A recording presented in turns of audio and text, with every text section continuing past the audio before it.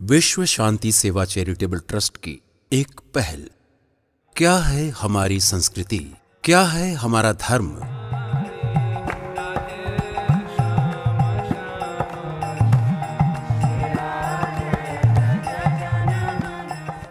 आइए समझते हैं धर्म एवं संस्कृति की परिभाषा पूज्य श्री देवकीनंदन ठाकुर जी के श्रीमुख से।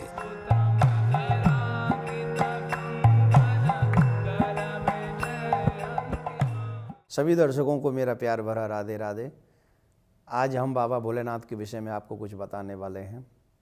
आप देखते होंगे शिवालय में जल चढ़ाकर लोग शिव जी का अभिषेक करते हैं। बाबा भोलेनाथ के संदर्भ में ऐसा कहा जाता है कि हमारे भाग्य में लिखे हुए को अगर कोई मिटा सकता है तो वो भोलेनाथ है, वो बाबा शंकर है। भालई मेट सगत त्रिपुरारी, रामायण में ऐसा प्रमाण है कि हमारे कहते हैं ना कि ये तो सब भाग्य में लिखा है, लेकिन भाग्य में लिखे को भी मिटा सकते हैं। और आप ऐसा कई बार उज्जैन में जाइए, महाकाल के पास में जाइए, वहाँ कहते हैं बुरा कर्म वो करे जो भक्त हो चांडाल का, काल उसका क्या करे जो भक्त हो महाकाल का। तो जो महाकाल का भक्त है उसे कोई क्या कर सकता है। तो उज्जैन में आप जाकर देखिए, या काशी विश्वनाथ में आप जाकर देखिए, वृंदावन में भक्ति का परचर, या बाबा गोपेश्वर महादेव का आकर दर्शन कीजिए। ऐसी कई चीज़ें हैं। बाबा भोलेनाथ, एक तो उनका स्वभाव बहुत दयालु है, क्योंकि वो वैष्णवानाम संभव, भगवान श्री कृष्ण के परम भक्तों में से सर्वश्रेष्ठ हैं बाबा भोलेनाथ, जिन्होंने अपने पुरुषत्व का अहम त्याग कर गोपी स्वरूप प्राप्त किया, ऐसा भाव है।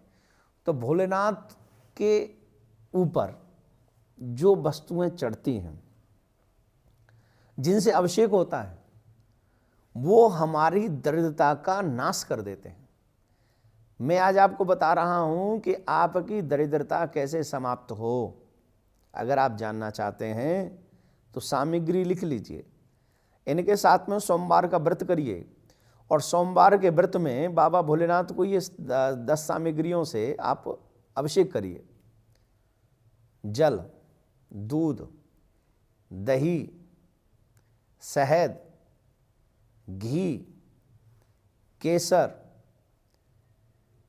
चंदन, भांग और बूरा, इन सब चीज़ों के साथ मिलकर, और इत्र भी, क्योंकि त्र्यंबकम यजामहे सुगंधिम पुष्टिवर्धनम, ये मंत्र तो आप बोलते रहते हैं, इत्र इत्यादि भी, इन 10 चीज़ों से आप बाबा भोलेनाथ के ऊपर अभिषेक करिए।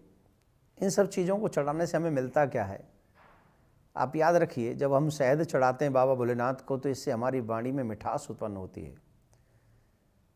जब हम दधी अर्पण करते हैं तो इससे हमारे स्वभाव में गंभीरता उत्पन्न होती है। जिस समय हम बाबा भोलेनाथ को घी अर्पण करते हैं, उस समय हमें शक्ति प्राप्त होती है।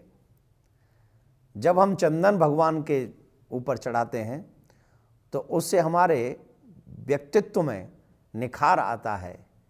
इत्र चढ़ाने से हमारे विचार जो है वो पॉजिटिव हो जाते हैं। आप देखते हैं ना, आजकल सब लोग कहते हैं कि मैं डिप्रेशन में हूँ।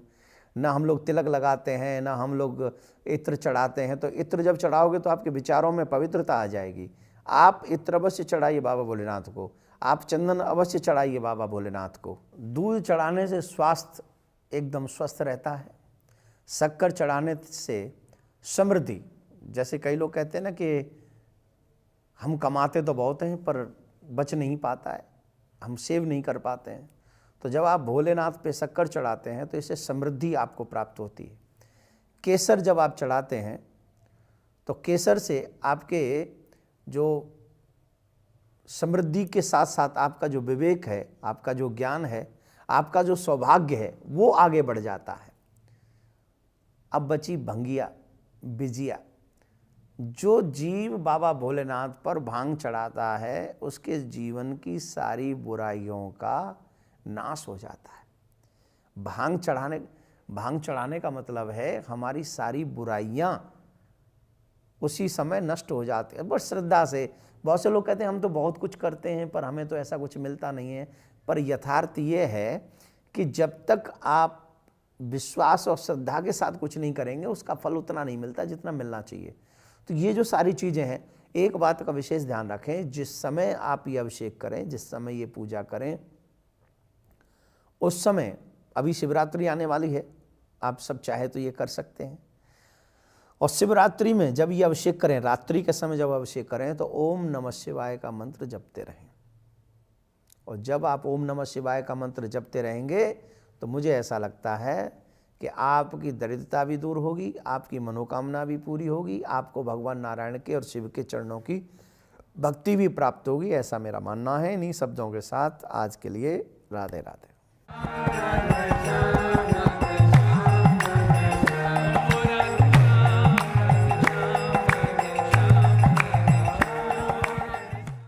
विश्व शांति सेवा चैरिटेबल ट्रस्ट के द्वारा चलाए जा रहे सोशल मीडिया से आप सभी भी जुड़ें।